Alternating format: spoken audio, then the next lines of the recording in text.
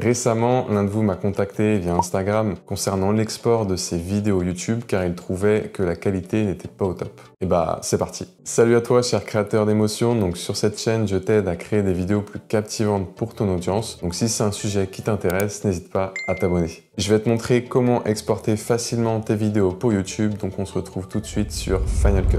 Alors pour exporter une vidéo, il faudra simplement que tu ailles cliquer sur ce bouton-là en haut à gauche. Donc là, tu vois, tu as pas mal de choses. Donc déjà, je te déconseille d'utiliser ce bouton-là, donc YouTube et Facebook, parce que ça va utiliser un codec qui va fortement dégrader la qualité de ton image. Ensuite, tu as les appareils donc spécifiques Apple. Donc ça permet d'optimiser en fait l'export pour les appareils Apple. Donc personnellement, je vois pas à quoi ça sert. Donc d'ailleurs, je vais les supprimer tout à l'heure parce que je m'en sers jamais. Moi, ce que je te conseille en fait, quand tu veux exporter ta vidéo, tu utilises tout simplement ce bouton-là, exporter le fichier. Ensuite, ça va t'ouvrir cette petite fenêtre. Donc ça va te donner quelques infos sur ta vidéo, la taille qu'elle va sûrement faire. D'ailleurs, ce chiffre-là est souvent surestimé. Ensuite, on va aller voir dans Réglages. Donc là, dans Format, ce qui est intéressant, c'est dans la masterisation, tu peux en fait choisir d'enregistrer soit seulement l'audio, soit la vidéo, ou le plus souvent forcément les deux. Tu vas voir que l'audio, ça peut servir, on le verra tout à l'heure. Ensuite, tu as le codec vidéo. Donc c'est là que ça va être important de faire le bon choix. Moi, ce que je te conseille, c'est le H264, parce que niveau rapport qualité et taille du fichier, eh bien, c'est ce qu'il y a de mieux.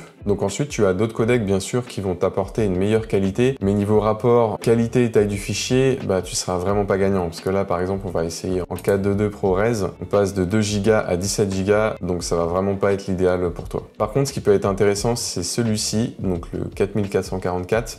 En fait, ça va te permettre d'enregistrer des vidéos, mais en conservant la transparence. Donc là, ça va être plus destiné aux professionnels, mais imaginons que tu veuilles sauvegarder simplement cette petite illustration. Forcément, tu crées un nouveau projet et tu l'exportes en 4444. Quand tu vas la sauvegarder et qu'une personne va la réutiliser, eh bien, ça conservera la transparence. Donc, s'il a une autre vidéo en fond, eh bien, il pourra l'utiliser sans problème. Ensuite, tu as la partie rôle. Donc là, ça va être utile si par exemple, tu veux enregistrer donc un fichier audio donc séparément. Tu cliques simplement sur Fichier séparé. Et là, tu vas pouvoir retrouver ta partie audio et tu pourras même jouer avec les rôles.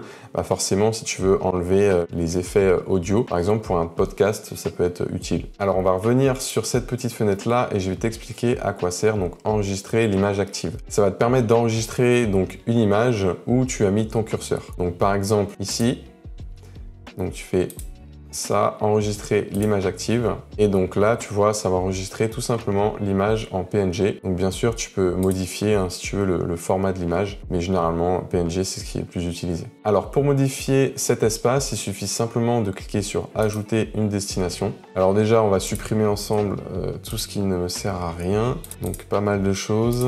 Hop. Moi, tout simplement, je vais garder simplement ces trois-là. Donc ensuite, c'est là que tu peux appliquer tes propres réglages. Donc celui-là, c'est ce que j'utilise le plus souvent, donc vidéo et audio au codec H264. Ensuite, moi, je me suis créé un format audio MP3 qui va tout simplement me permettre d'enregistrer uniquement l'audio en MP3. Comment tu peux faire ça? Eh bien, il faut tout simplement appuyer sur le plus ici. Tu vas choisir exporter le fichier. On va le glisser ici.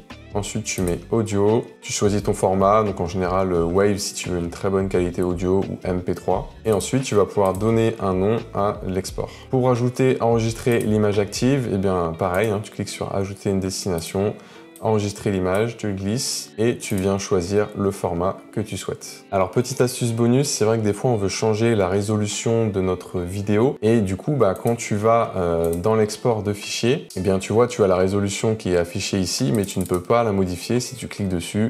Dans les réglages, c'est pareil, tu ne peux pas modifier ça. Pour modifier cette résolution, eh bien c'est très simple, il faut que tu cliques sur ton projet ici. Tu cliques sur le petit i si ce n'est pas déjà fait, hop, et là tu vois la résolution avec le codec. Tu cliques simplement sur modifier et là forcément tu peux choisir de modifier la résolution comme bon te semble.